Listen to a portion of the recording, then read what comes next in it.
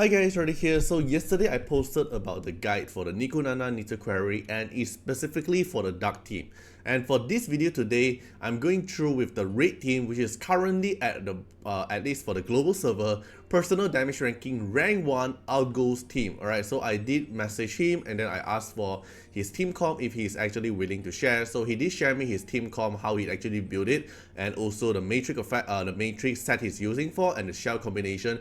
So if you are a Chronos player that you already trained up your Chronos, you did build your Chronos, then you can go for his team comp. It's actually currently the best team comp in the, at least a global server, is actually the best currently. So if you have Chronos but you don't have like the dark team Lydium build here, then you can actually try to build for the Chronos team and actually get high score and get SSS for Nico Nana content. And I also hope my yesterday the dark team video actually helped some player actually achieve high score, probably as high as possible as SS rank or probably SSS rank. I hope the leaderboard here is actually some player actually watch the video, or my group ranking here. I hope they actually, like, you know, see how I actually build them and actually get as high tier as possible. To at least you want to aim for the advanced. Okay, it's not about the SSS only, it's also for advancing, so you can get more daily lattice from this, because every time you advance, then you can get higher rank, then every day the lattice is getting higher and higher as well.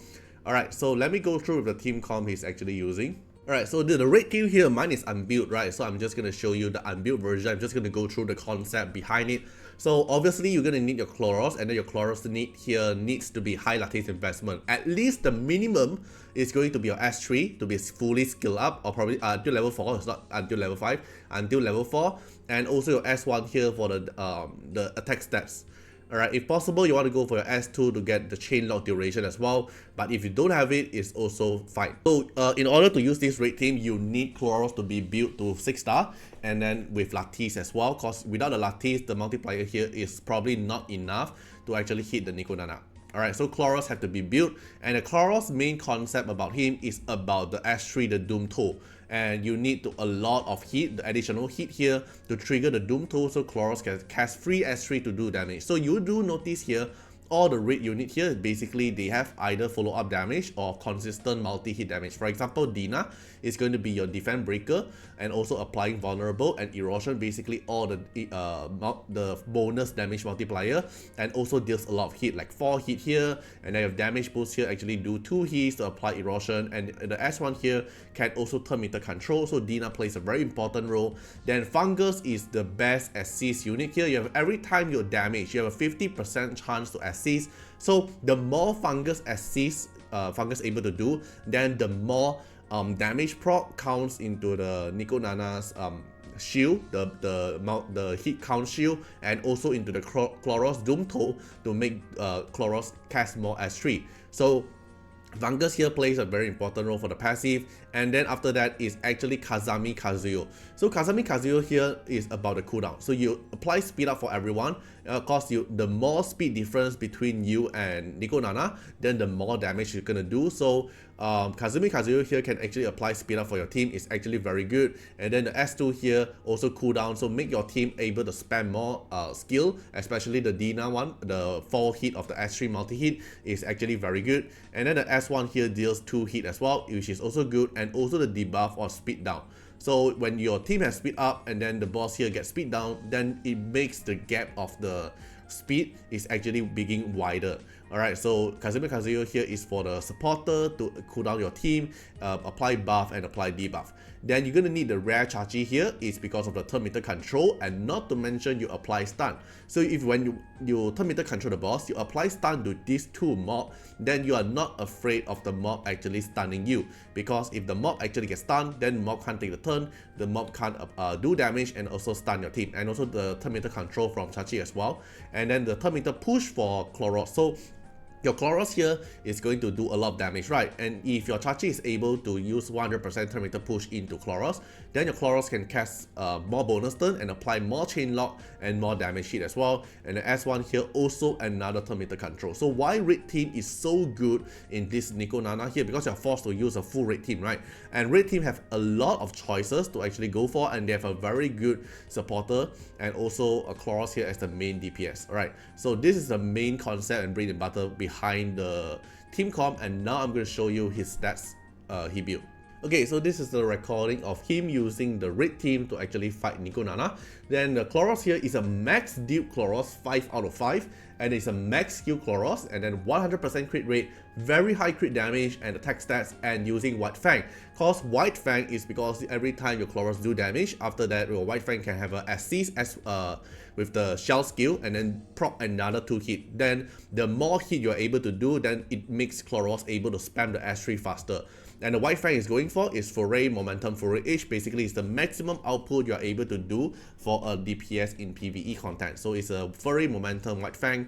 And if you don't have a high dupe Chloros, it's totally fine. But the Lattice is where it plays the most important part.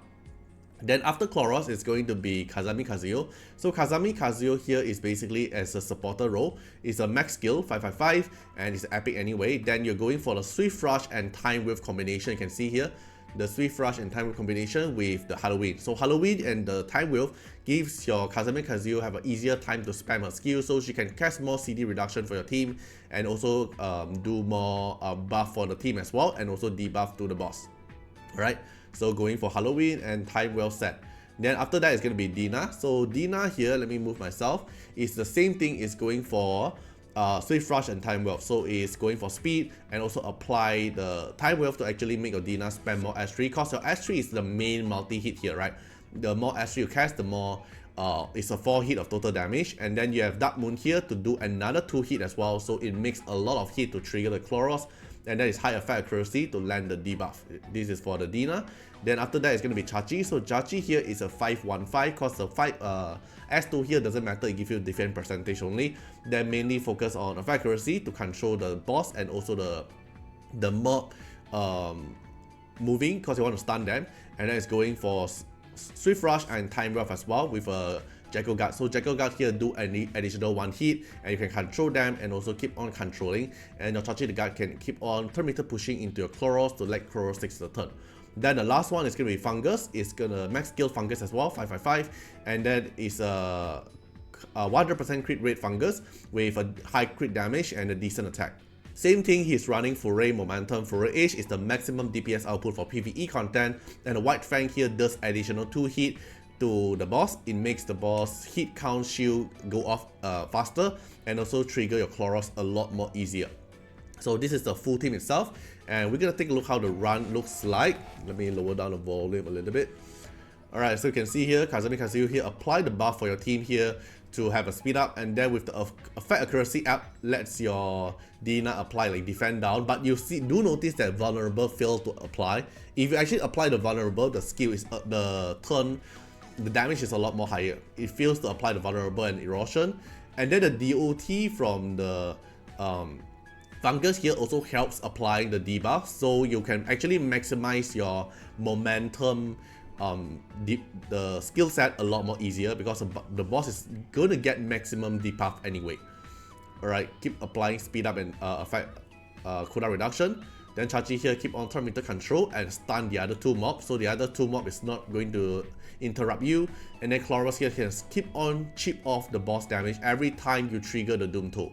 Right, see, 5 stack of Doom Toll, then left 2 stack, Chachi trigger another gun, chain lock, and then trigger another S3, do another damage, and then Fungus follow up. So the more follow up damage from Fungus, the more DOT stack and the more damage into Nico Nana. It makes Nico Nana easier to trigger the Doom Toll, make Chloros keep on triggering the S3. Alright, so, and again, everything here needs your Chloros to actually skill up to make it work. And for most of the player who only play for the PvP, you probably did not even skill up Chloros, right? Because you need the Lattice on Chloros, and it's not even low. You need like decent amount of investment for it. You need like, I don't know, 8 Lattice to actually make him work in the PvE content. The rest of the unit here is not really a problem because they are all SR unit. The only unit here for the SSR is actually Chloros. So in terms of investment, it's actually better than the Dark team. But most players actually invested into Lilium more instead of Chloros, because Lilium is more universal for the content wise, right? But for Nico Nana, in terms of meta team to get high score, Chloros is actually the best one. Alright, so this team here, he did not get the highest score. It's not a 1200 showcase because he failed to apply some of the vulnerable, but it's still a very good showcase here to show you how he actually get SSS and 1000 score above. You can see the Chloros keep on hitting and it's 600k per S3. It's because it maximized all the White Fang damage already. The White Fang here is already 8 stack of the crit damage to actually maximize the damage output from Chloros. Look at it. The damage is actually very nice. It hits the SSS pretty easily, but it's still like, you know, it's on the edge of the timer as well. Alright, so hope you guys enjoyed the video. Hope this video actually helped you guys out. If you are not able to build a dark team, but you did build Chloros, then this is how he actually built for it. But if you don't have Chloros, then you can actually consider to watch back my previous video, which is the one that for the dark team guide. Alright, hope you guys enjoyed the video and see you guys in the next one. Bye bye.